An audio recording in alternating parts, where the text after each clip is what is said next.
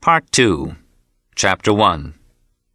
It was over a year before I saw Dean again. I stayed home all that time, finished my book, and began going to school on the GI Bill of Rights. At Christmas 1948, my aunt and I went to visit my brother in Virginia, laden with presents. I'd been writing to Dean, and he said he was coming east again. I told him if so, he would find me in Testament, Virginia, between Christmas and New Year's. One day, when all our Southern relatives were sitting around the parlor in Testament, gaunt men and women with the old Southern soil in their eyes, talking in low, whining voices about the weather, the crops, and the general weary recapitulation of who had a baby, who got a new house, and so on, a mud-spattered 49 Hudson drew up in front of the house on the dirt road. I had no idea who it was.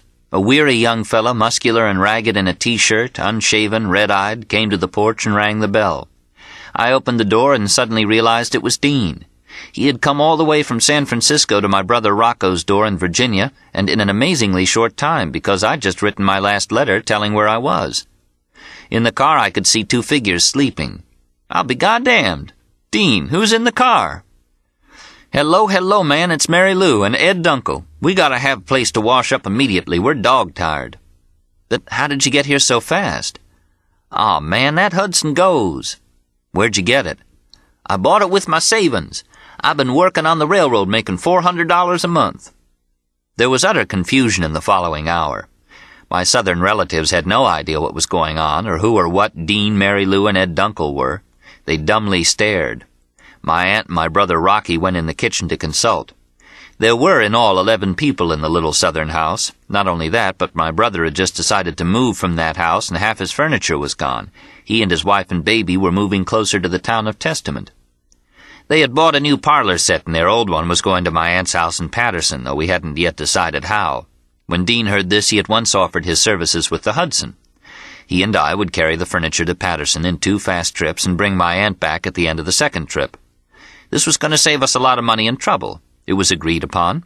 My sister-in-law made a spread, and the 3 battered travelers sat down to eat. Mary Lou had not slept since Denver. I thought she looked older and more beautiful now. I learned that Dean had lived happily with Camille in San Francisco ever since that fall of 1947. He got a job on the railroad and made a lot of money. He became the father of a cute little girl, Amy Moriarty. Then suddenly he blew his top while walking down the street one day. He saw a 49 Hudson for sale and rushed to the bank for his entire roll. He bought the car on the spot. Ed Dunkel was with him. Now they were broke. Dean calmed Camille's fears and told her he'd be back in a month. I'm going to New York and bring Sal back. She wasn't too pleased at this prospect. But what is the purpose of all this? Why are you doing this to me? It's nothing, darling. Sal has pleaded and begged with me to come and get him. It is absolutely necessary for me to, but we won't go into all these explanations, and I'll tell you why. No, listen, I'll tell you why. And he told her why, and of course it made no sense. Big, tall Ed Dunkel also worked on the railroad. He and Dean had just been laid off during a seniority lapse because of a drastic reduction of crews. Ed had met a girl called Galatea who was living in San Francisco on her savings. These 2 mindless cads decided to bring the girl along to the east and have her foot the bill. Ed cajoled and pleaded. She wouldn't go unless he married her. In a whirlwind few days, Ed Dunkel married Galatea, with Dean rushing around to get the necessary papers, and a few days before Christmas they rolled out of San Francisco at 70 miles per, headed for L.A. and the snowless Southern Road. In L.A. they picked up a sailor in a travel bureau and took him along for $15 worth of gas. He was bound for Indiana. They also picked up a woman with her idiot daughter for $4 gas fare to Arizona. Dean sat the idiot girl with him up front and dug her, as he said, all the way, man, such a gone, sweet little soul. Oh, we talked of fires and the desert turned into a paradise and her parrot that swore in Spanish. Dropping off these passengers, they proceeded to Tucson. All along the way, Galatea Dunkel, Ed's new wife, kept complaining that she was tired and wanted to sleep in a motel. If this kept up, they'd spend all her money long before Virginia. 2 nights she forced to stop and blew 10s on motels.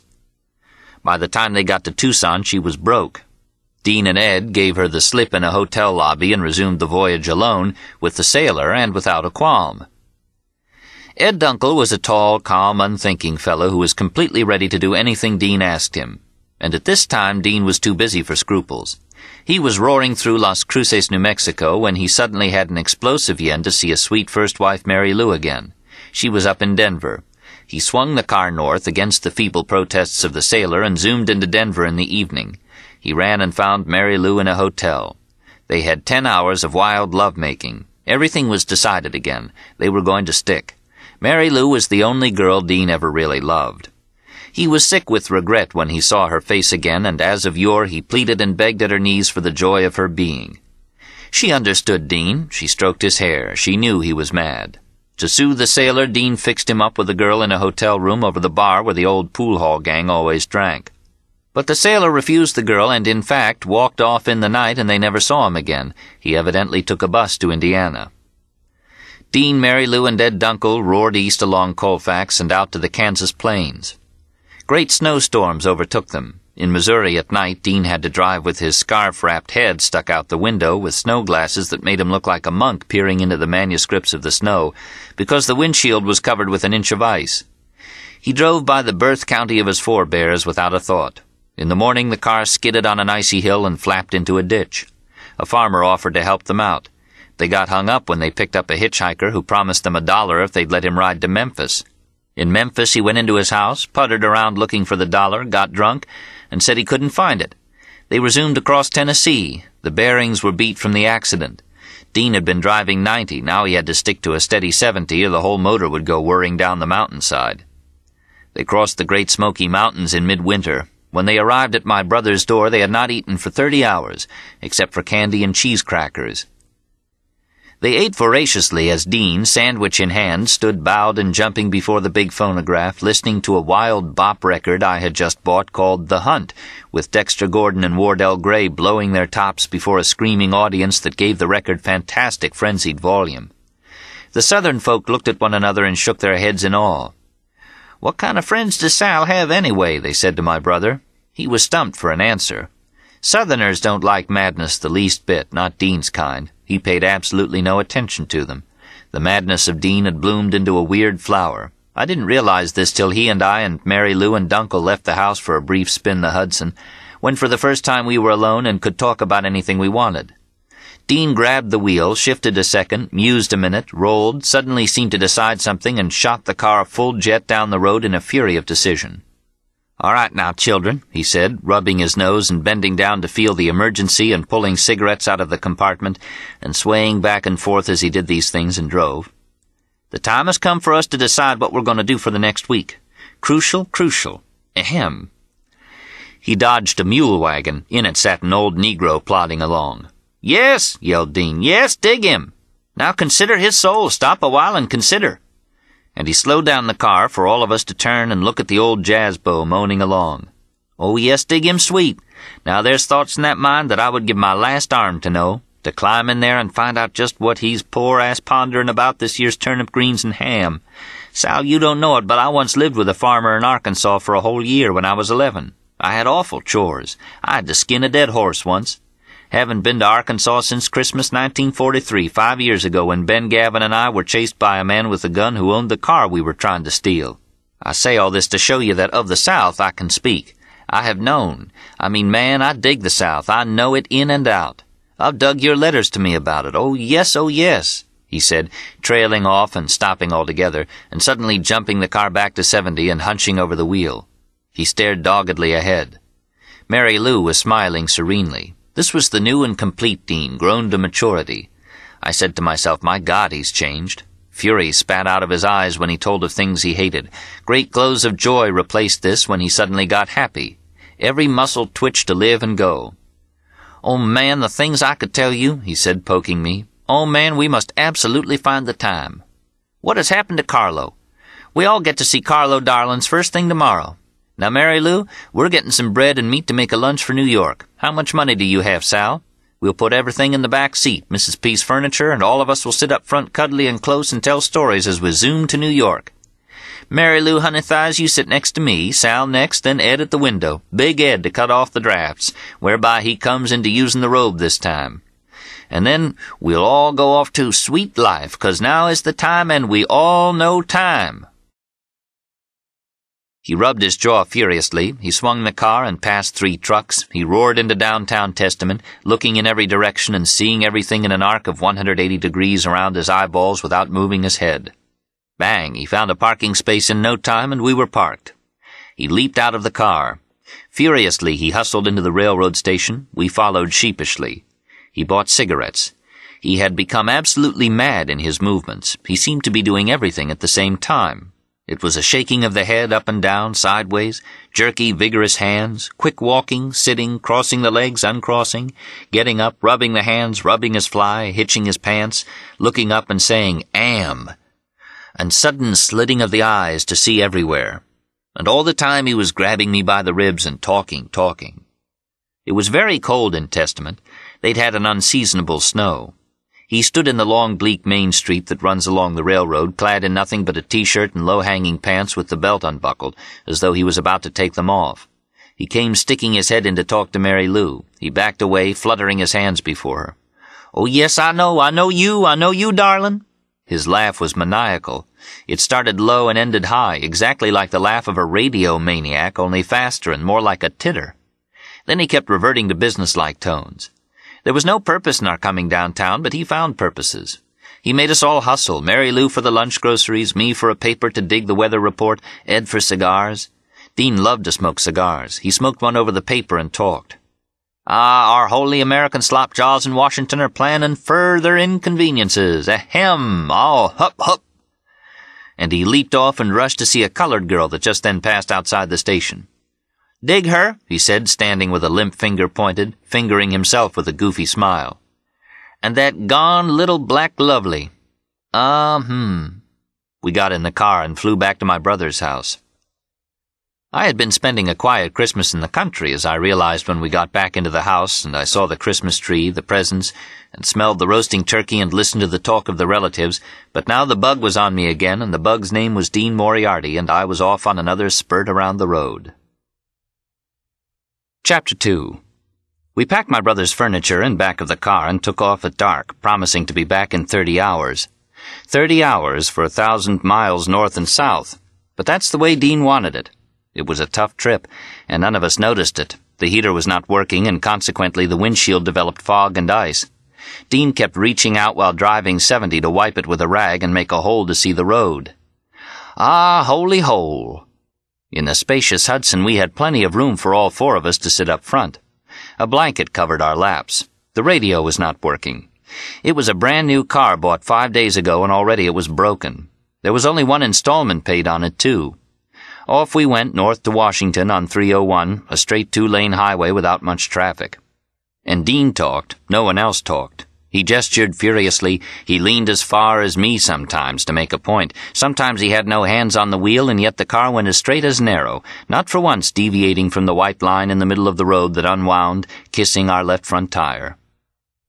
It was a completely meaningless set of circumstances that made Dean come, and similarly I went off with him for no reason. In New York I'd been attending school and romancing around with a girl called Lucille, a beautiful Italian honey-haired darling that I actually wanted to marry. All these years I was looking for a woman I wanted to marry.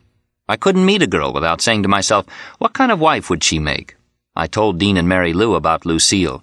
Mary Lou wanted to know all about Lucille. She wanted to meet her. We zoomed through Richmond, Washington, Baltimore, and up to Philadelphia on a winding country road and talked.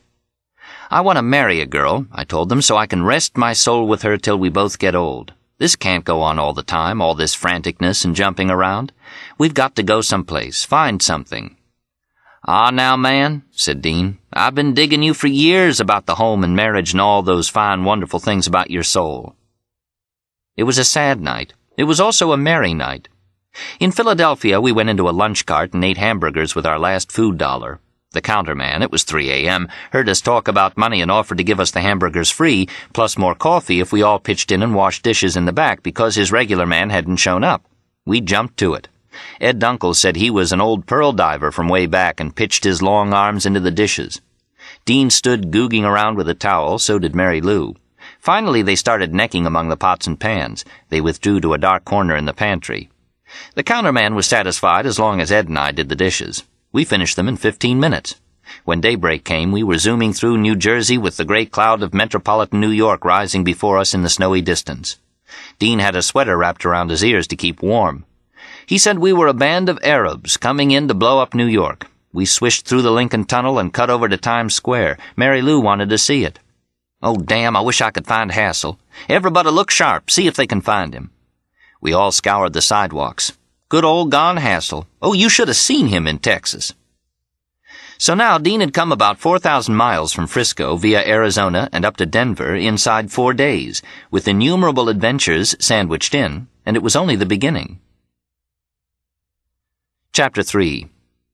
We went to my house in Patterson and slept. I was the first to wake up late in the afternoon. Dean and Mary Lou were sleeping on my bed, Ed and I on my aunt's bed. Dean's battered unhinged trunk lay sprawled on the floor with socks sticking out. A phone call came for me in the drugstore downstairs. I ran down. It was from New Orleans. It was old Bull Lee who'd moved to New Orleans. Old Bull Lee in his high whining voice was making a complaint.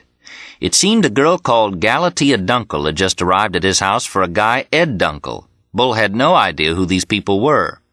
Galatea Dunkel was a tenacious loser.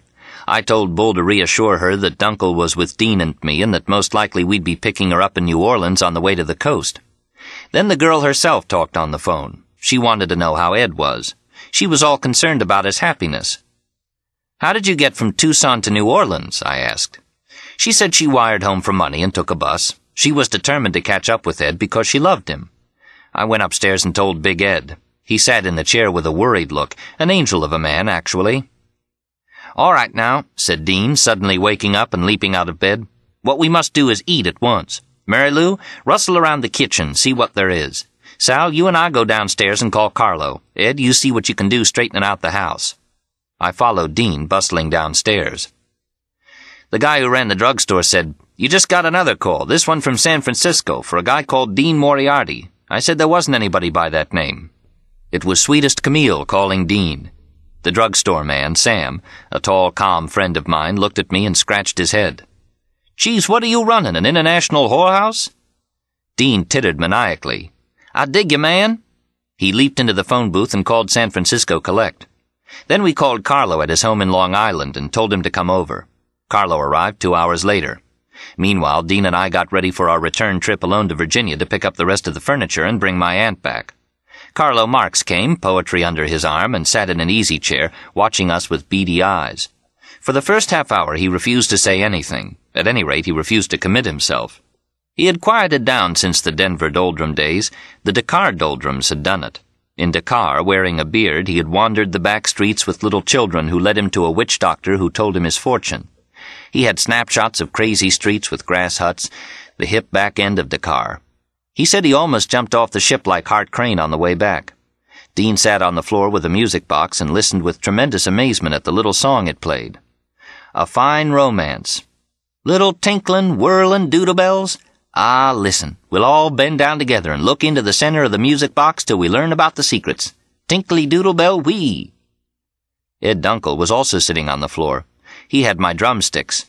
He suddenly began beating a tiny beat to go with the music box that we barely could hear. Everybody held his breath to listen. Tick-tack, tick-tick-tack-tack.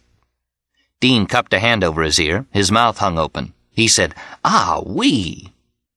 Carlo watched this silly madness with slitted eyes. Finally, he slapped his knee and said, "I have an announcement to make." "Yes, yes?" "What is the meaning of this voyage to New York? What kind of sordid business are you on now? I mean, man, whither goest thou? Whither goest thou, America, in thy shiny car in the night?" "Whither goest thou?" echoed Dean with his mouth open. We sat and didn't know what to say. There was nothing to talk about anymore. The only thing to do was go. Dean leaped up and said we were ready to go back to Virginia. He took a shower. I cooked up a big platter of rice with all that was left in the house. Mary Lou sewed his socks, and we were ready to go. Dean and Carlo and I zoomed into New York. We promised to see Carlo in 30 hours, in time for New Year's Eve. It was night. We left him at Times Square and went back through the expensive tunnel and into New Jersey and on the road. Taking turns at the wheel, Dean and I made Virginia in 10 hours. "Now this is the first time we've been alone and in a position to talk for years," said Dean. And he talked all night. As in a dream, we were zooming back through sleeping Washington and back in the Virginia wilds. crossing the Appomattox River at daybreak, pulling up at my brother's door at 8 a.m. And all this time Dean was tremendously excited about everything he saw, everything he talked about, every detail of every moment that passed. He was out of his mind with real belief. And of course no one can tell us that there's no God. We've passed through all forms. You remember, Sal, when I first came to New York and I wanted Chad King to teach me about Nietzsche? You see how long ago? Everything is fine. God exists. We know time. Everything since the Greeks has been predicated wrong. You can't make it with geometry and geometrical systems of thinking. It's all this. He wrapped his finger in his fist. The car hugged the line straight and true. And not only that, but we both understand that I couldn't have time to explain why I know and you know God exists. At one point I moaned about life's troubles, how poor my family was, how much I wanted to help Lucille, who was also poor and had a daughter. Troubles, you see, is the generalization word for what God exists in. The thing is not to get hung up. My head rings, he cried, clasping his head. He rushed out of the car like Groucho Marx to get cigarettes, that furious ground-hugging walk with the coattails flying, except that he had no coattails. Since Denver, Sal, a lot of things. Oh, the things I've thought and thought. I used to be in reform school all the time. I was a young punk asserting myself. Stealing cars, a psychological expression of my position, hinkty to show. All my jail problems are pretty straight now. As far as I know, I shall never be in jail again. The rest is not my fault. We passed a little kid who was throwing stones at the cars on the road. Think of it, said Dean. One day he'll put a stone through a man's windshield and the man will crash and die, all on account of that little kid. You see what I mean? God exists without qualms. As we roll along this way, I am positive beyond doubt that everything will be taken care of for us, that even you, as you drive, fearful of the wheel, I hated to drive and drove carefully, the thing will go along of itself and you won't go off the road and I can sleep. Furthermore, we know America. We're at home. I can go anywhere in America and get what I want because it's the same in every corner. I know the people. I know what they do. We give and take and go in the incredible complicated sweetness zigzagging every side. There was nothing clear about the things he said, but what he meant to say was somehow made pure and clear. He used the word pure a great deal. I'd never dreamed Dean would become a mystic. These were the first days of his mysticism, which would lead to the strange, ragged W.C. Fields' saintliness of his later days. Even my aunt listened to him with a curious half-ear as we roared back north to New York that same night with the furniture in the back. Now that my aunt was in the car, Dean settled down to talking about his work life in San Francisco. We went over every single detail of what a brakeman has to do, demonstrating every time we passed yards, and at one point he even jumped out of the car to show me how a brakeman gives a highball at a meet at a siding. My aunt retired to the back seat and went to sleep. In Washington, at 4 a.m., Dean again called Camille collect in Frisco. Shortly after this, as we pulled out of Washington, a cruising car overtook us with siren going, and we had a speeding ticket in spite of the fact that we were going about 30. It was the California license plate that did it.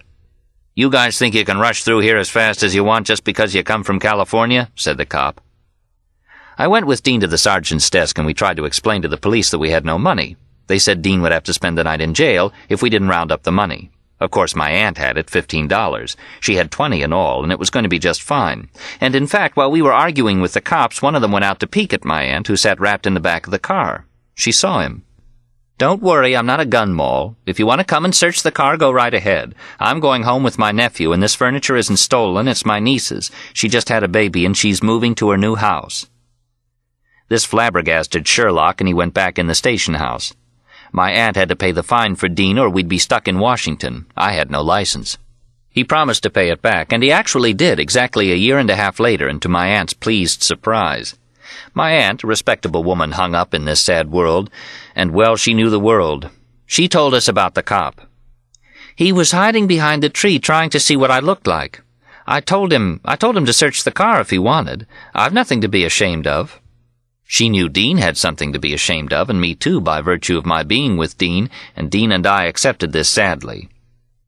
My aunt once said that the world would never find peace until men fell at their women's feet and asked for forgiveness. But Dean knew this. He'd mentioned it many times. I've pleaded and pleaded with Mary Lou for a peaceful, sweet understanding of pure love between us forever with all hassles thrown out. She understands. Her mind is bent on something else. She's after me. She won't understand how much I love her. She's knitting my doom. "The truth of the matter is we don't understand our women. We blame on them and it's all our fault," I said. "But it isn't as simple as that," warned Dean. "Peace will come suddenly. We won't understand when it does. See, man?" Doggedly, bleakly, he pushed the car through New Jersey. At dawn, I drove into Patterson as he slept in the back. We arrived at the house at 8 in the morning to find Mary Lou and Ed Dunkel sitting around smoking butts from the ashtrays. They hadn't eaten since Dean and I left. My aunt bought groceries and cooked up a tremendous breakfast. Chapter 4. Now it was time for the Western threesome to find new living quarters in Manhattan proper. Carlo had a pad on York Avenue. They were moving in that evening. We slept all day, Dean and I, and woke up as a great snowstorm ushered in New Year's Eve 1948.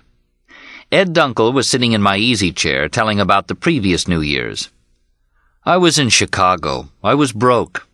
I was sitting at the window of my hotel room on North Clark Street, and the most delicious smell rose to my nostrils from the bakery downstairs. I didn't have a dime, but I went down and talked to the girl. She gave me bread and coffee cakes free. I went back to my room and ate them. I stayed in my room all night. In Farmington, Utah once, where I went to work with Ed Wall, you know Ed Wall, the rancher's son in Denver, I was on my bed, and all of a sudden I saw my dead mother standing in the corner with light all around her. I said, 'Mother!' She disappeared." "I have visions all the time," said Ed Dunkel, nodding his head. "What are you going to do about Galatea?" "Oh, we'll see, when we get to New Orleans. Don't you think so, huh?" He was starting to turn to me as well for advice. One Dean wasn't enough for him, but he was already in love with Galatea, pondering it. "What are you going to do with yourself, Ed?" I asked. "I don't know," he said. "I just go along. I dig life." He repeated it, following Dean's line. He had no direction. He sat reminiscing about that night in Chicago and the hot coffee cakes in the lonely room. The snow whirled outside. A big party was on hand in New York. We were all going. Dean packed his broken trunk, put it in the car, and we all took off for the big night. My aunt was happy with the thought that my brother would be visiting her the following week. She sat with her paper and waited for the midnight New Year's Eve broadcast from Times Square. We roared into New York, swerving on ice. I was never scared when Dean drove. He could handle a car under any circumstances. The radio had been fixed, and now he had Wild Bop to urge us along the night. I didn't know where all this was leading. I didn't care. Just about that time, a strange thing began to haunt me. It was this. I had forgotten something. There was a decision that I was about to make before Dean showed up, and now it was driven clear out of my mind, but still hung on the tip of my mind's tongue. I kept snapping my fingers, trying to remember it. I even mentioned it, and I couldn't even tell if it was a real decision or just a thought I had forgotten. It haunted and flabbergasted me, made me sad. It had to do somewhat with the shrouded traveler. Carlo Marx and I once sat down together, knee to knee, in 2 chairs facing, and I told him a dream I had about a strange Arabian figure that was pursuing me across the desert, that I tried to avoid, that finally overtook me just before I reached the protective city. "Who is this?" said Carlo. We pondered it. I proposed it was myself, wearing a shroud. That wasn't it. Something, someone, some spirit was pursuing all of us across the desert of life, and was bound to catch us before we reached heaven. Naturally, now that I look back on it, this is only death. Death will overtake us before heaven. The one thing that we yearn for in our living days that makes us sigh and groan and undergo sweet nauseas of all kinds is the remembrance of some lost bliss that was probably experienced in the womb and can only be reproduced, though we hate to admit it, in death. But who wants to die? In the rush of events, I kept thinking about this in the back of my mind. I told it to Dean, and he instantly recognized it as the mere simple longing for pure death. And because we're all of us never in life again, he rightly would have nothing to do with it, and I agreed with him then. We went looking for my New York gang of friends. The crazy flowers bloom there, too. We went to Tom Saybrook's first. Tom is a sad, handsome fellow, sweet, generous, and amenable. Only once in a while he suddenly has fits of depression and rushes off without saying a word to anyone. This night he was overjoyed. "Sal, where did you find these absolutely wonderful people? I've never seen anyone like them." "I found them in the West." Dean was having his kicks. He put on a jazz record, grabbed Mary Lou, held her tight, and bounced against her with the beat of the music. She bounced right back. It was a real love dance. Ian MacArthur came in with a huge gang. The New Year's weekend began and lasted 3 days and 3 nights. Great gangs got in the Hudson and swerved in the snowy New York streets from party to party. I brought Lucille and her sister to the biggest party. When Lucille saw me with Dean and Mary Lou, her face darkened. She sensed the madness they put in me. "I don't like you when you're with them." "Oh, it's all right. It's just kicks. We only live once. We're having a good time." "No, it's sad and I don't like it." Then Mary Lou began making love to me. She said Dean was going to stay with Camille and she wanted me to go with her. "Come back to San Francisco with us. We'll live together. I'll be a good girl for you."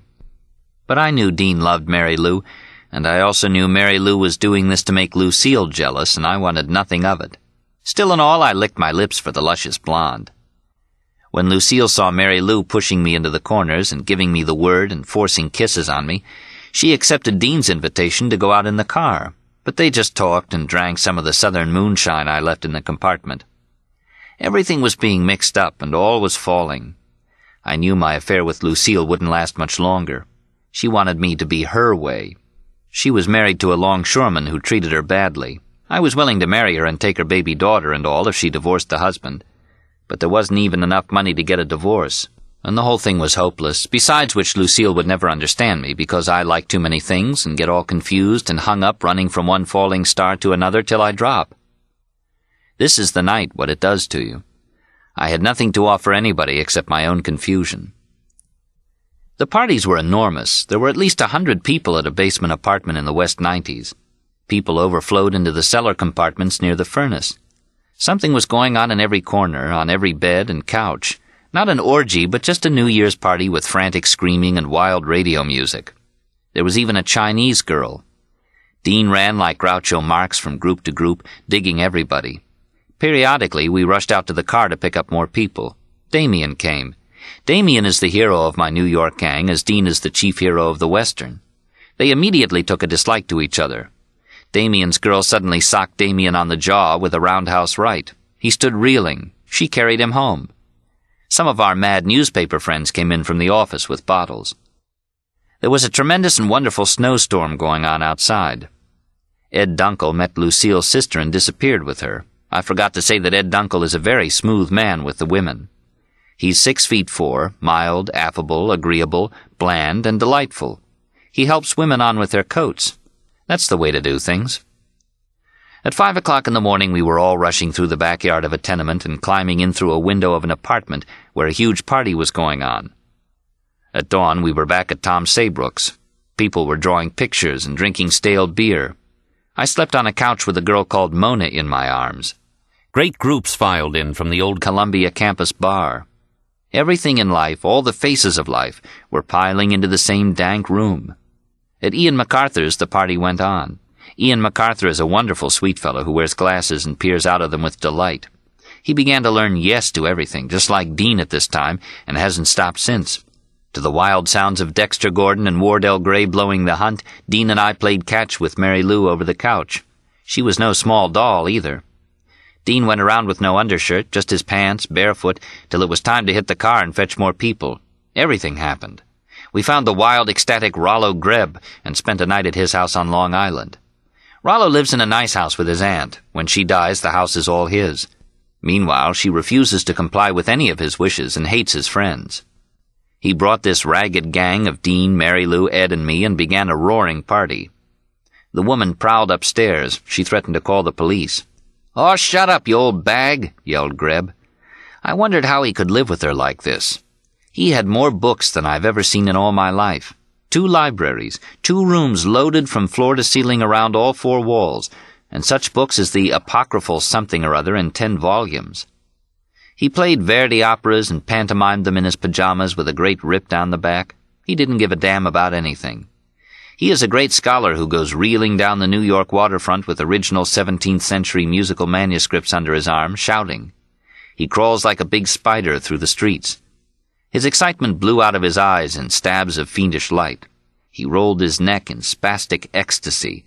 He lisped, he writhed, he flopped, he moaned, he howled, he fell back in despair. He could hardly get a word out, he was so excited with life. Dean stood before him with head bowed, repeating over and over again, "Yes, yes, yes." He took me into a corner. "That Rollo Grebb is the greatest, most wonderful of all. That's what I was trying to tell you. That's what I want to be. I want to be like him.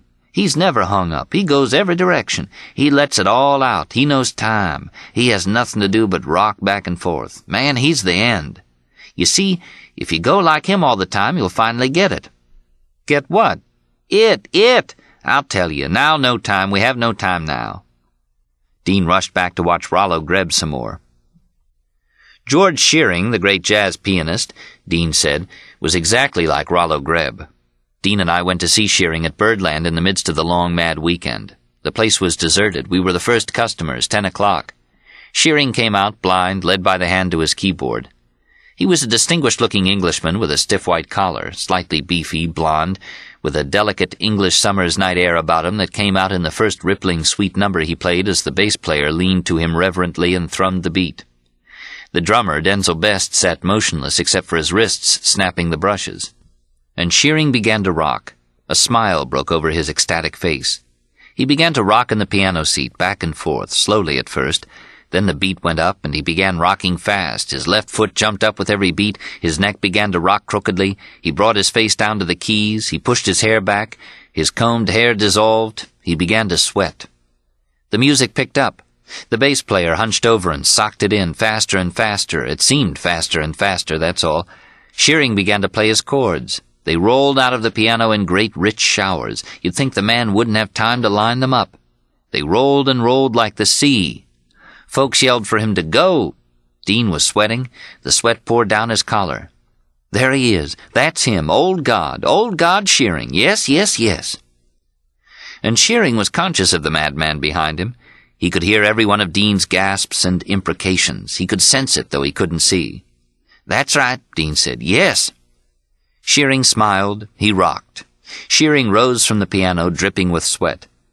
These were his great 1949 days before he became cool and commercial. When he was gone, Dean pointed to the empty piano seat. "God's empty chair," he said. On the piano a horn sat. Its golden shadow made a strange reflection along the desert caravan painted on the wall behind the drums. God was gone. It was the silence of his departure. It was a rainy night. It was the myth of the rainy night. Dean was pop-eyed with awe. This madness would lead nowhere. I didn't know what was happening to me, and I suddenly realized it was only the tea that we were smoking. Dean had bought some in New York. It made me think that everything was about to arrive, the moment when you know all and everything is decided forever. Chapter 5. I left everybody and went home to rest. My aunt said I was wasting my time hanging around with Dean and his gang. I knew that was wrong, too. Life is life and kind is kind. What I wanted was to take one more magnificent trip to the West Coast and get back in time for the spring semester in school. And what a trip it turned out to be. I only went along for the ride and to see what else Dean was going to do, and finally also, knowing Dean would go back to Camille in Frisco, I wanted to have an affair with Mary Lou. We got ready to cross the groaning continent again. I drew my GI check and gave Dean $18 to mail to his wife. She was waiting for him to come home, and she was broke. What was on Mary Lou's mind, I don't know. Ed Dunkel, as ever, just followed. There were long, funny days spent in Carlo's apartment before we left. He went around in his bathrobe and made semi-ironical speeches. "Now, I'm not trying to take your hinkty sweets from you, but it seems to me the time has come to decide what you are and what you're going to do." Carlo was working as typist in an office. "I want to know what all this sitting around the house all day is intended to mean, what all this talk is, and what you propose to do. Dean, why did you leave Camille and pick up Mary Lou?" No answer. Giggles. "Mary Lou, why are you traveling around the country like this, and what are your womanly intentions concerning the shroud?" Same answer. "Ed Dunkel, why did you abandon your new wife in Tucson, and what are you doing here sitting on your big fat ass? Where's your home? What's your job?" Ed Dunkel bowed his head in genuine befuddlement. "Sal, how comes it you've fallen on such sloppy days, and what have you done with Lucille?" He adjusted his bathrobe and sat facing us all. "The days of wrath are yet to come. The balloon won't sustain you much longer. And not only that, but it's an abstract balloon. You'll all go flying to the West Coast and come staggering back in search of your stone." In these days, Carlo had developed a tone of voice which he hoped sounded like what he called the voice of rock. The whole idea was to stun people into the realization of the rock. "You pin a dragon to your hats," he warned us. "You're up in the attic with the bats." His mad eyes glittered at us. Since the Dakar Doldrums, he had gone through a terrible period which he called the Holy Doldrums, or Harlem Doldrums, when he lived in Harlem in midsummer and at night woke up in his lonely room and heard the Great Machine descending from the sky, and when he walked on 125th Street underwater with all the other fish. It was a riot of radiant ideas that had come to enlighten his brain. He made Mary Lou sit on his lap and commanded her to subside. He told Dean, "Why don't you just sit down and relax? Why do you jump around so much?" Dean ran around, putting sugar in his coffee and saying, "Yes, yes, yes." At night, Ed Dunkel slept on the floor on cushions. Dean and Mary Lou pushed Carlo out of bed, and Carlo sat up in the kitchen over his kidney stew, mumbling the predictions of the rock. I came in dazed and watched everything. Ed Dunkel said to me, "Last night I walked clear down to Times Square, and just as I arrived I suddenly realized I was a ghost. It was my ghost walking on the sidewalk." He said these things to me without comment, nodding his head emphatically. 10 hours later, in the midst of someone else's conversation, Ed said, "Yup, it was my ghost walking on the sidewalk." Suddenly, Dean leaned to me earnestly and said, "Sal, I have something to ask of you, very important to me. I wonder how you'll take it. We're buddies, aren't we?" "Sure we are, Dean." He almost blushed. Finally, he came out with it. He wanted me to work Mary Lou. I didn't ask him why, because I knew he wanted to see what Mary Lou was like with another man. We were sitting in Ritzy's bar when he proposed the idea. We'd spent an hour walking Times Square looking for hassle. Ritzy's bar is the hoodlum bar of the streets around Times Square. It changes names every year. You walk in there and you don't see a single girl, even in the booths, just a great mob of young men dressed in all varieties of hoodlum cloth, from red shirts to zoot suits. It is also the hustlers' bar, the boys who make a living among the sad old homos of the 8th Avenue night. Dean walked in there with his eyes slitted to see every single face. There were wild Negro queers, sullen guys with guns, shiv-packing seamen, thin, non-committal junkies, and an occasional well-dressed middle-aged detective posing as a bookie and hanging around half for interest and half for duty. It was the typical place for Dean to put down his request. All kinds of evil plans are hatched in Ritzy's bar. You can sense it in the air, and all kinds of mad sexual routines are initiated to go with them. The safecracker proposes not only a certain loft on 14th Street to the hoodlum, but that they sleep together. Kinsey spent a lot of time in Ritzy's bar interviewing some of the boys. I was there the night his assistant came in 1945. Hassel and Carlo were interviewed. Dean and I drove back to the pad and found Mary Lou in bed. Dunkel was roaming his ghost around New York. Dean told her what we had decided. She said she was pleased. I wasn't so sure myself. I had to prove that I'd go through with it. The bed had been the deathbed of the big man and sagged in the middle. Mary Lou lay there with Dean and myself on each side of her, poised on the up-jutting mattress ends, not knowing what to say. I said, "Ah, hell, I can't do this." "Go on, man, you promised," said Dean. "What about Mary Lou?" I said. "Come on, Mary Lou, what do you think?" "Go ahead," she said. She embraced me, and I tried to forget old Dean was there. Every time I realized he was there in the dark, listening for every sound, I couldn't do anything but laugh. It was horrible. "We must all relax," said Dean. "I'm afraid I can't make it. Why don't you go in the kitchen a minute?" Dean did so. Mary Lou was so lovely, but I whispered, "Wait until we be lovers in San Francisco. My heart isn't in it." I was right, she could tell. It was three children of the earth trying to decide something in the night and having all the weight of past centuries ballooning in the dark before them. There was a strange quiet in the apartment. I went and tapped Dean and told him to go to Mary Lou, and I retired to the couch. I could hear Dean blissful and blabbering and frantically rocking. Only a guy who's spent 5 years in jail can go to such maniacal, helpless extremes. Beseeching at the portals of the soft source, mad with a completely physical realization of the origins of life bliss, blindly seeking to return the way he came. This is the result of years looking at sexy pictures behind bars, looking at the legs and breasts of women in popular magazines, evaluating the hardness of the steel halls and the softness of the woman who is not there. Prison is where you promise yourself the right to live. Dean had never seen his mother's face. Every new girl, every new wife, every new child was an addition to his bleak impoverishment. Where was his father? Old bum Dean Moriarty, the tinsmith, riding freights, working as a scullion in railroad cook shacks, stumbling, down-crashing in Wino Alley nights, expiring on coal piles, dropping his yellowed teeth one by one in the gutters of the West. Dean had every right to die the sweet deaths of complete love of his Mary Lou. I didn't want to interfere. I just wanted to follow. Carlo came back at dawn and put on his bathrobe. He wasn't sleeping any more these days. "Ugh!" he screamed.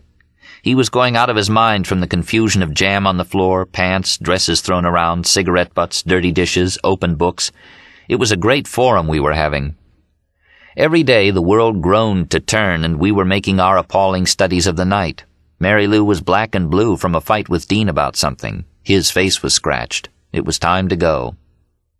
We drove to my house, a whole gang of 10, to get my bag and call old Bull Lee in New Orleans from the phone in the bar where Dean and I had our first talk years ago when he came to my door to learn to write. We heard Bull's whining voice 1,800 miles away. "Say, what do you boys expect me to do with this Galatea Dunkel? She'd been here 2 weeks now, hiding in her room and refusing to talk to either Jane or me. Have you got this character Ed Dunkel with you? For Christ's sakes, bring him down and get rid of her. She's sleeping in our best bedroom, and she's run clear out of money. This ain't a hotel." He assured Bull with whoops and cries over the phone. There was Dean, Mary Lou, Carlo, Dunkel, me, Ian MacArthur, his wife, Tom Saybrook, God knows who else, all yelling and drinking beer over the phone at befuddled Bull, who above all things hated confusion. "Well," he said, "maybe you'll make better sense when he gets down here, if he gets down here." I said goodbye to my aunt and promised to be back in 2 weeks, and took off for California again. Chapter 6. It was drizzling and mysterious at the beginning of our journey. I could see that it was all going to be one big saga of the mist. "Hoo-wee!" yelled Dean. "Here we go!" And he hunched over the wheel and gunned her. He was back in his element. Everybody could see that. We were all delighted. We all realized we were leaving confusion and nonsense behind and performing our one and noble function of the time: move. And we moved. We flashed past the mysterious white signs in the night somewhere in New Jersey that say south with an arrow and west with an arrow, and took the south one, New Orleans. It burned in our brains. From the dirty snows of frosty Fagtown, New York, as Dean called it, all the way to the greeneries and river smells of old New Orleans at the washed-out bottom of America, then west. Ed was in the back seat. Mary Lou and Dean and I sat in front and had the warmest talk about the goodness and joy of life. Dean suddenly became tender. "Now, damn it, look here, all of you. We all must admit that everything is fine and there's no need in the world to worry. And in fact, we should realize what it would mean to us to understand that we're not really worried about anything. Am I right?" We all agreed. "Here we go, we're all together. What did we do in New York? Let's forgive." We all had our spats back there. That's behind us, merely by miles and inclinations. Now we're headed down to New Orleans to dig old Bull Lee, and ain't that going to be kicks? And listen, will you, to this old tenor man blow his top. He shot up the radio volume till the car shuddered. And listen to him tell the story and put down true relaxation and knowledge. We all jumped to the music and agreed. The purity of the road. The white line in the middle of the highway unrolled and hugged our left front tire as if glued to our groove. Dean hunched his muscular neck, T-shirted in the winter night, and blasted the car along. He insisted I drive through Baltimore for traffic practice. That was all right, except he and Mary Lou insisted on steering while they kissed and fooled around. It was crazy. The radio was on full blast. Dean beat drums on the dashboard till a great sag developed in it. I did too. The poor Hudson, the slow boat to China, was receiving her beating. "Oh, man, what kicks!" yelled Dean. "Now, Mary Lou, listen, really, honey. You know that I'm hot rock capable of everything at the same time, and I have unlimited energy. Now, in San Francisco, we must go on living together. I know just the place for you, at the end of the regular chain gang run. I'll be home just a cut hair less than every 2 days and for 12 hours at a stretch. And, man, you know what we can do in 12 hours, darling. Meanwhile, I'll go right on living at Camille's like nothing. See, she won't know. We can work it. We've done it before." It was all right with Mary Lou. She was really out for Camille's scalp. The understanding had been that Mary Lou would switch to me in Frisco, but now I began to see they were going to stick, and I was going to be left alone on my butt at the other end of the continent.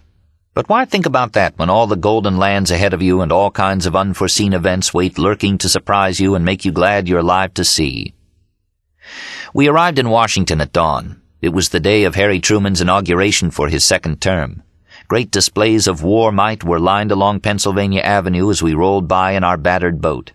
There were B-29s, PT boats, artillery, all kinds of war material that looked murderous in the snowy grass. The last thing was a regular small ordinary lifeboat that looked pitiful and foolish. Dean slowed down to look at it. He kept shaking his head in awe.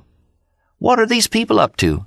Harry's sleeping somewhere in this town. Good old Harry. Man from Missouri as I am. That must be his own boat." Dean went to sleep in the back and Dunkel drove. We gave him specific instructions to take it easy. No sooner were we snoring than he gunned the car up to 80, bad bearings and all, and not only that, but he made a triple pass at a spot where a cop was arguing with a motorist. He was in the 4th lane of a 4-lane highway going the wrong way. Naturally, the cop took after us with his siren whining. We were stopped. He told us to follow him to the station house. There was a mean cop in there who took an immediate dislike to Dean. He could smell jail all over him. He sent his cohort outdoors to question Mary Lou and me privately. They wanted to know how old Mary Lou was. They were trying to whip up a Mann Act idea, but she had her marriage certificate. Then they took me aside alone and wanted to know who was sleeping with Mary Lou. "Her husband," I said quite simply. They were curious. Something was fishy. They tried some amateur Sherlocking by asking the same questions twice, expecting us to make a slip. I said, "Those two fellas are going back to work on the railroad in California. This is the short one's wife, and I'm a friend on a 2-week vacation from college." The cop smiled and said, "Yeah? Is this really your own wallet?" Finally, the mean one inside fined Dean $25. We told them we only had 40 to go all the way to the coast. They said that made no difference to them. When Dean protested, the mean cop threatened to take him back to Pennsylvania and slap a special charge on him. "What charge?" "Never mind what charge. Don't worry about that, wise guy." We had to give them the 25. But first Ed Dunkel, that culprit, offered to go to jail. Dean considered it. The cop was infuriated. He said, "If you let your partner go to jail, I'm taking you back to Pennsylvania right now. You hear that?" All we wanted to do was go. "Another speeding ticket in Virginia and you lose your car," said the mean cop as a parting volley. Dean was red in the face. We drove off silently. It was just like an invitation to steal to take our trip money away from us. They knew we were broke and had no relatives on the road or to wire to for money. The American police are involved in psychological warfare against those Americans who don't frighten them with imposing papers and threats. It's a Victorian police force. It peers out of musty windows and wants to inquire about everything and can make crimes if the crimes don't exist to its satisfaction. 9 lines of crime, 1 of boredom, said Louis Ferdinand Céline. Dean was so mad he wanted to come back to Virginia and shoot the cop as soon as he had a gun. "Pennsylvania," he scoffed. "I wish I knew what that charge was. Vague, probably. Take all my money and charge me vague. Those guys have it so damn easy. They'll out and shoot you if you complain, too." There was nothing to do but get happy with ourselves again and forget about it. When we got through Richmond, we began forgetting about it, and soon everything was okay. Now we had $15 to go all the way. We'd have to pick up hitchhikers and bum quarters off them for gas. In the Virginia wilderness, suddenly we saw a man walking on the road. Dean zoomed to a stop. I looked back and said he was only a bum and probably didn't have a cent. "We'll just pick him up for kicks," Dean laughed. The man was a ragged, bespectacled mad type, walking along reading a paperbacked muddy book he'd found in a culvert by the road. He got in the car and went right on reading. He was incredibly filthy and covered with scabs. He said his name was Hyman Solomon, and that he walked all over the USA, knocking and sometimes kicking at Jewish doors and demanding money. "Give me money to eat, I'm a Jew." He said it worked very well and that it was coming to him. We asked him what he was reading. He didn't know. He didn't bother to look at the title page. He was only looking at the words as though he had found the real Torah where it belonged, in the wilderness. See, cackled Dean, poking my ribs. "I told you it was kicks. Everybody's kicks, man." We carried Solomon all the way to Testament. My brother by now was in his new house on the other side of town. Here we were, back on the long, bleak street with the railroad track running down the middle and the sad, sullen Southerners loping in front of hardware stores and 5 and 10s. Solomon said, "I see you people need a little money to continue your journey. You wait for me and I'll go hustle up a few dollars at a Jewish home and I'll go along with you as far as Alabama." Dean was all beside himself with happiness. He and I rushed off to buy bread and cheese spread for a lunch in the car. Mary Lou and Ed waited in the car. We spent 2 hours in Testament waiting for Hyman Solomon to show up. He was hustling for his bread somewhere in town, but we couldn't see him. The sun began to grow red and late. Solomon never showed up, so we roared out of Testament. Now you see, Sal, God does exist because we keep getting hung up with this town, no matter what we try to do, and you'll notice the strange biblical name of it, and that strange biblical character who made us stop here once more, and all things tied together all over like rain connecting everybody the world over by chain touch. Dean rattled on like this. He was overjoyed and exuberant. He and I suddenly saw the whole country like an oyster for us to open, and the pearl was there. The pearl was there. Off we roared south. We picked up another hitchhiker. This was a sad young kid who said he had an aunt who owned a grocery store in Dunn, North Carolina, right outside Fayetteville. When we get down there, you can bum a buck off her? Right. Fine, let's go. We were in Dunn in an hour at dusk. We drove to where the kid said his aunt had the grocery store. It was a sad little street that dead-ended at a factory wall. There was a grocery store, but there was no aunt. We wondered what the kid was talking about. We asked him how far he was going. He didn't know. It was a big hoax. Once upon a time, in some lost back-alley adventure, he had seen the grocery store in Dunn, and it was the first story that popped into his disordered, feverish mind. We bought him a hot dog, but Dean said we couldn't take him along because we needed room to sleep and room for hitchhikers who could buy a little gas. This was sad but true. We left him in Dunn at nightfall. I drove through South Carolina and beyond Macon, Georgia, as Dean, Mary Lou, and Ed slept. All alone in the night I had my own thoughts and held the car to the white line in the holy road. What was I doing? Where was I going? I'd soon find out. I got dog-tired beyond Macon and woke up Dean to resume. We got out of the car for air, and suddenly both of us were stoned with joy to realize that in the darkness all around us was fragrant green grass and the smell of fresh manure and warm waters. We're in the South. We've left the winter. Faint daybreak illuminated green chutes by the side of the road. I took a deep breath. A locomotive howled across the darkness, Mobile-bound. So were we. I took off my shirt and exulted. 10 miles down the road, Dean drove into a filling station with the motor off, noticed that the attendant was fast asleep at the desk, jumped out, quietly filled the gas tank, saw to it the bell didn't ring, and rolled off like an Arab with a $5 tank full of gas for our pilgrimage. I slept and woke up to the crazy, exultant sounds of music and Dean and Mary Lou talking and the great green land rolling by. Where are we? Just past the tip of Florida, man. Flomaton, it's called. Florida? We were rolling down to the coastal plain and Mobile. Up ahead were great soaring clouds of the Gulf of Mexico. It was only 32 hours since we'd said goodbye to everybody in the dirty snows of the north. We stopped at a gas station, and there Dean and Mary Lou played piggyback around the tanks, and Dunkel went inside and stole 3 packs of cigarettes without trying. We were fresh out.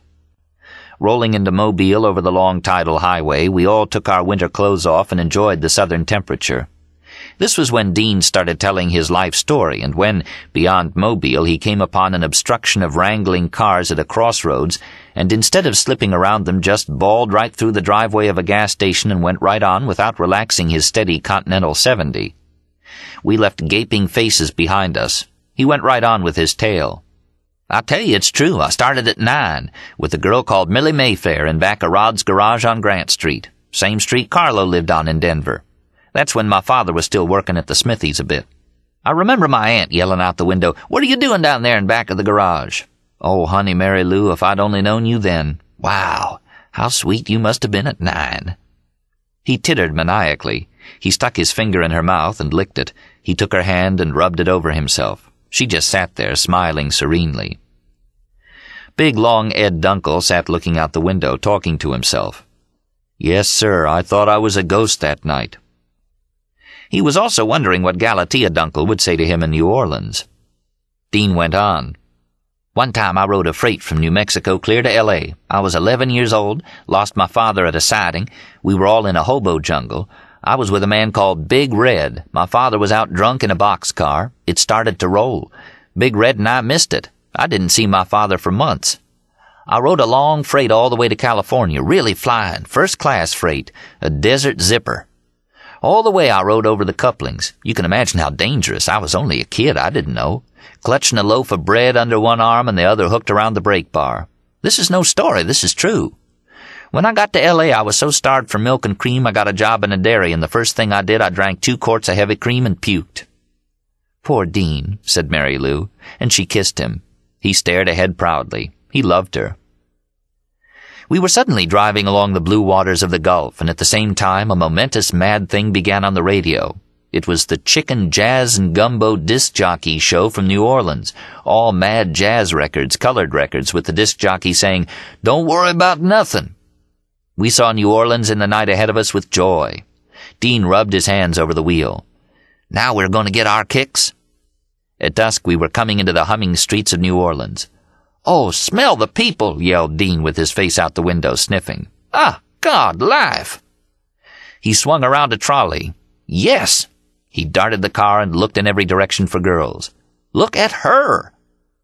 The air was so sweet in New Orleans it seemed to come in soft bandanas.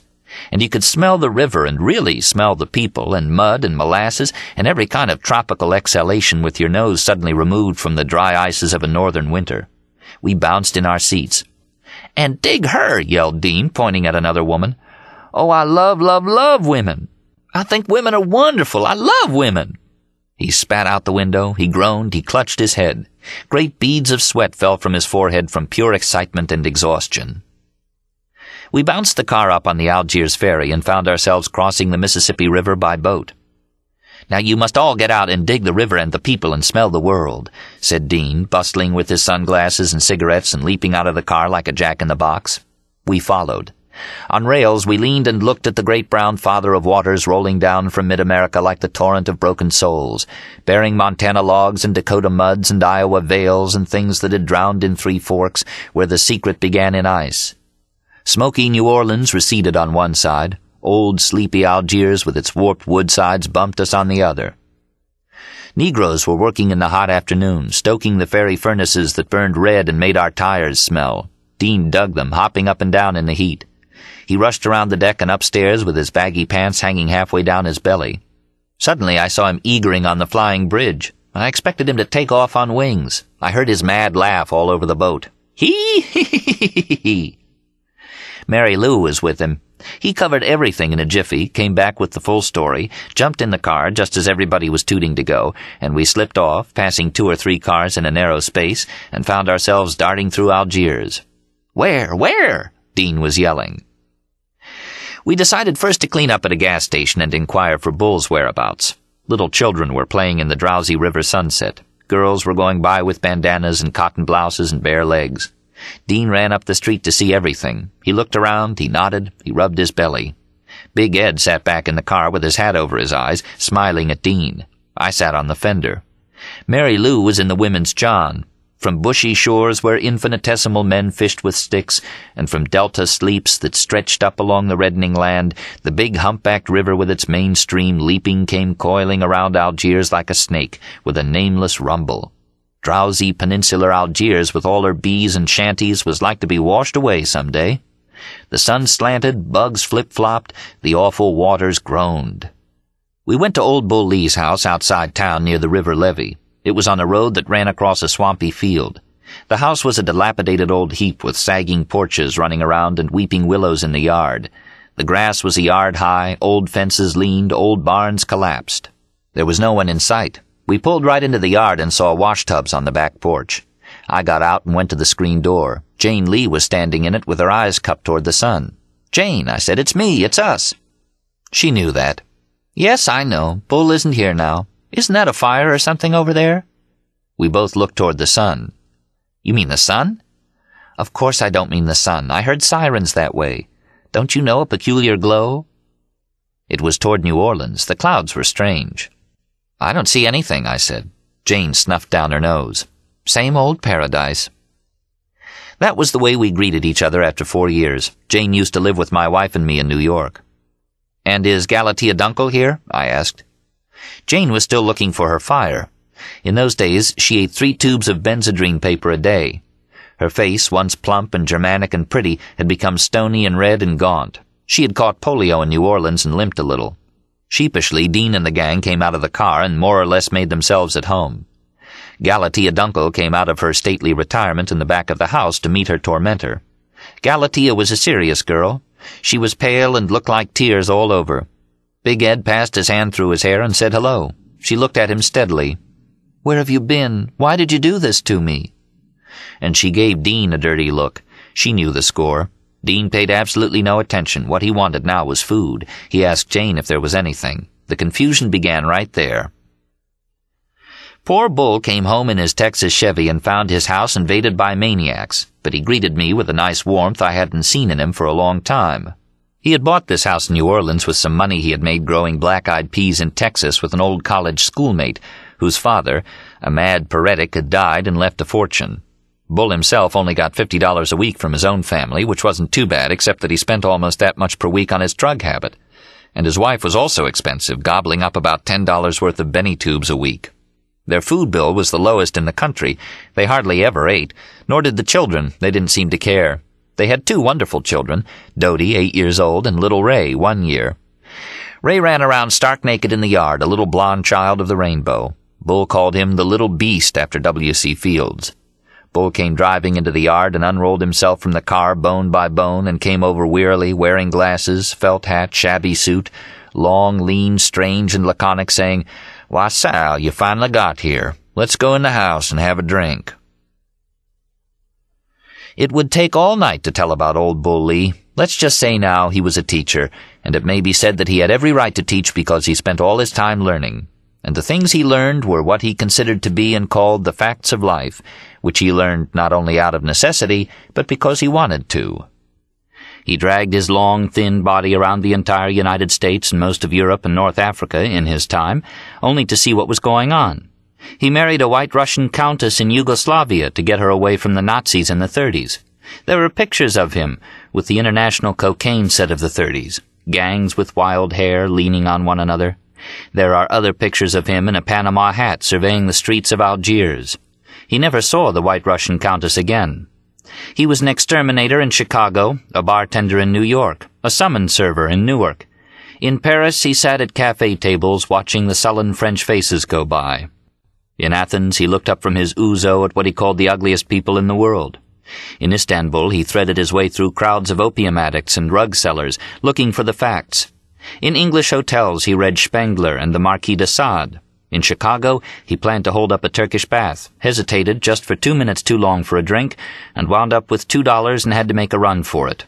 He did all these things merely for the experience. Now the final study was the drug habit. He was now in New Orleans, slipping along the streets with shady characters and haunting connection bars.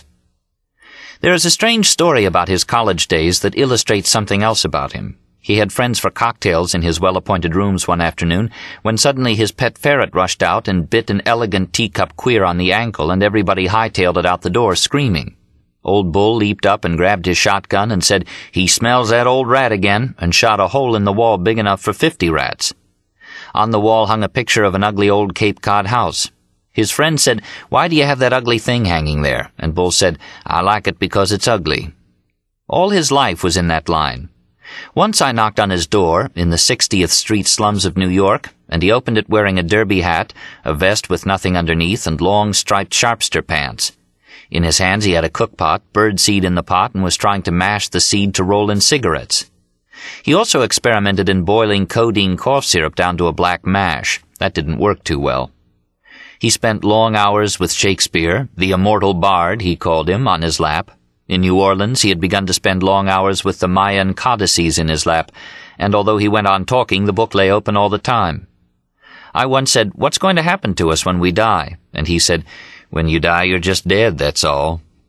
He had a set of chains in his room that he said he used with his psychoanalyst. They were experimenting with narcoanalysis, and found that old Bull had 7 separate personalities, each growing worse and worse on the way down, till finally he was a raving idiot and had to be restrained with chains.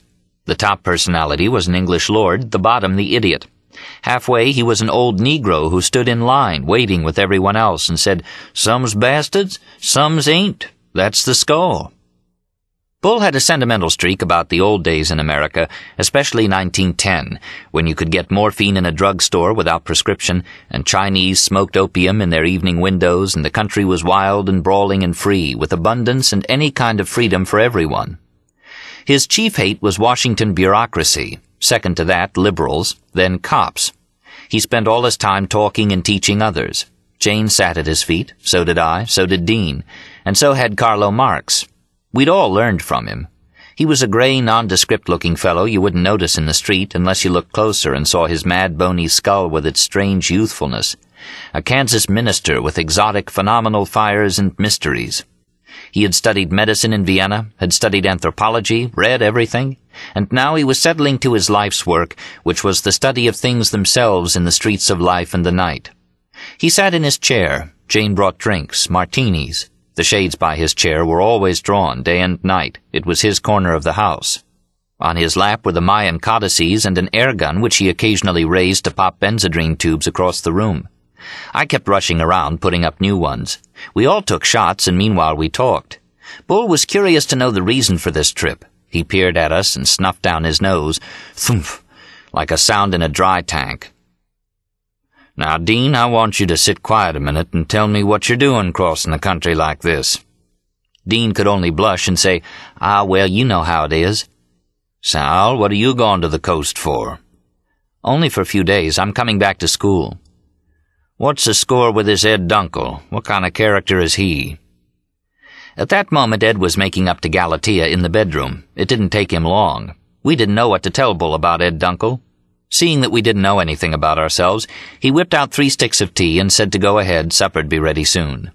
"Ain't nothing better in the world to give you an appetite. I once ate a horrible lunch cart hamburg on tea, and it seemed like the most delicious thing in the world. I just got back from Houston last week. Went to see Dale about our black-eyed peas. I was sleeping in a motel one morning when all of a sudden I was blasted out of bed. This damn fool had just shot his wife in the room next to mine. Everybody stood around confused, and the guy just got in his car and drove off, left the shotgun on the floor for the sheriff. They finally caught him in Halma, drunk as a lord. Man ain't safe around this country anymore without a gun." He pulled back his coat and showed us his revolver. Then he opened the drawer and showed us the rest of his arsenal. In New York, he once had a submachine gun under his bed. "I got something better than that now, a German Scheintooth gas gun. Look at this beauty. Only got 1 shell. I could knock out 100 men with this gun and have plenty of time to make a getaway. Only thing wrong, I only got 1 shell." "I hope I'm not around when you try it," said Jane from the kitchen. "How do you know it's a gas shell?" Bull snuffed. He never paid any attention to her sallies, but he heard them. His relation with his wife was one of the strangest. They talked till late at night. Bull liked to hold the floor. He went right on in his dreary, monotonous voice. She tried to break in. She never could. At dawn he got tired, and then Jane talked, and he listened, snuffing and going thump down his nose. She loved that man madly, but in a delirious way of some kind. There was never any mooching and mincing around, just talk and a very deep companionship that none of us would ever be able to fathom. Something curiously unsympathetic and cold between them was really a form of humor by which they communicated their own set of subtle vibrations. Love is all. Jane was never more than 10 feet away from Bull and never missed a word he said, and he spoke in a very low voice, too. Dean and I were yelling about a big night in New Orleans and wanted Bull to show us around. He threw a damper on this. "New Orleans is a very dull town. It's against the law to go to the colored section. The bars are insufferably dreary." I said, "There must be some ideal bars in town." "The ideal bar doesn't exist in America. An ideal bar is something that's gone beyond our ken. In 1910, a bar was a place where men went to meet during or after work, and all there was a long counter, brass rails, spittoons, player piano for music, a few mirrors, and barrels of whiskey at 10 cents a shot, together with barrels of beer at 5 cents a mug. Now all you get is chromium, drunken women, fags, hostile bartenders, anxious owners who hover around the door, worried about their leather seats and the law. Just a lot of screaming at the wrong time and deadly silence when a stranger walks in." We argued about bars. "All right," he said, "I'll take you to New Orleans tonight and show you what I mean." And he deliberately took us to the dullest bars. We left Jane with the children. Supper was over. She was reading the want ads of the New Orleans Times-Picayune. I asked her if she was looking for a job. She only said it was the most interesting part of the paper. Bull rode into town with us and went right on talking. "Take it easy, Dean. We'll get there, I hope. Oh, there's the ferry. You don't have to drive us clear into the river." He held on. Dean had gotten worse, he confided in me. "He seems to me to be headed for his ideal fate, which is compulsive psychosis dashed with a jigger of psychopathic irresponsibility and violence." He looked at Dean out of the corner of his eye. "If you go to California with this madman, you'll never make it. Why don't you stay in New Orleans with me? We'll play the horses over to Gretna and relax in my yard. I've got a nice set of knives and I'm building a target. Some pretty juicy dolls downtown, too, if that's in your line these days." He snuffed. We were on the ferry and Dean had leaped out to lean over the rail. I followed, but Bull sat on in the car, snuffing. Phoomf. There was a mystic wraith of fog over the brown waters that night, together with dark driftwoods, and across the way New Orleans glowed orange-bright with a few dark ships at her hem, mostly fog-bound Sereno ships with Spanish balconies and ornamental poops, till you got up close and saw that they were just old freighters from Sweden and Panama. The ferry fires glowed in the night. The same Negroes plied the shovel and sang. Old Big Slim Hazard had once worked on the Algiers ferry as a deckhand. This made me think of Mississippi Gene, too. And as the river poured down from mid-America by starlight, I knew like mad that everyone I had ever known and would ever know was one. Strange to say, too, that night we crossed the ferry with Bull Lee, a girl committed suicide off the deck. Either just before or just after us. We saw it in the paper the next day. We hit all the dull bars in the French Quarter with Old Bull and went back home at midnight. That night Mary Lou took everything in the books. She took tea, goofballs, Benny, liquor, and even asked Old Bull for a shot of M, which of course he didn't give her. He did give her a martini. She was so saturated with elements of all kinds that she came to a standstill and stood goofy on the porch with me. It was a wonderful porch Bull had. It ran clear around the house. By moonlight with the willows it looked like an old southern mansion that had seen better days. In the house, Jane sat reading the want ads in the living room. Bull was in the bathroom taking his fix, clutching his old black necktie in his teeth for a tourniquet, and jabbing with the needle into his woesome arm with 1,000 holes. Ed Dunkel was sprawled out with Galatea in the massive master bed that Old Bull and Jane never used. Dean was rolling tea, and Mary Lou and I imitated southern aristocracy. "Why, Miss Lou, you look lovely and most fetching tonight." "Why, thank you, Crawford. I sure do appreciate the nice things you do say." Doors kept opening around the crooked porch, and members of our sad drama in the American night kept popping out to find out where everybody was. Finally, I took a walk alone to the levee. I wanted to sit on the muddy bank and dig the Mississippi River. Instead of that, I had to look at it with my nose against a wire fence. When you start separating the people from their rivers, what have you got? "Bureaucracy," says Old Bull. He sits with Kafka on his lap. The lamp burns above him. He snuffs. Thoomph. His old house creaks. And the Montana log rolls by on the big black river of the night. "'Tain't nothing but bureaucracy, and unions, especially unions." But dark laughter would come again.